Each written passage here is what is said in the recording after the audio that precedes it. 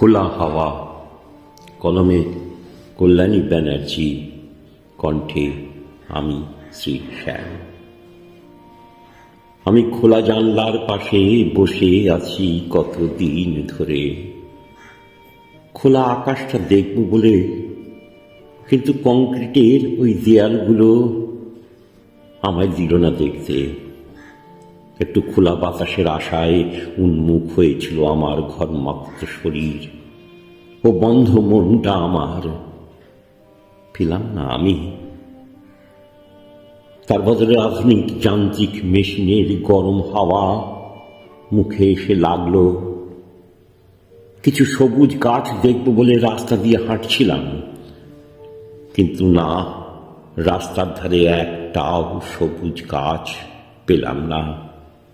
সব নাকি কেটে ফেলা হয়েছে আধুনিকতার অগ্রগতির জন্য।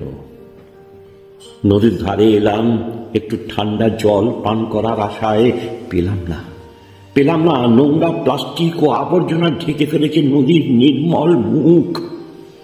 খোলা রোদ্দুর বসতে এলাম একটু, জ্বলে গেল সারা শরীর অতি বেগুনি রশ্মির প্রভাবে। না, হলো না আমার খোলা হাওয়ায় গান গাওয়া।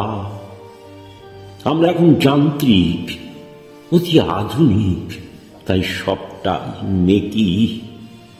এখানে প্রকৃতিকে যায় না খুঁজে পাওয়া।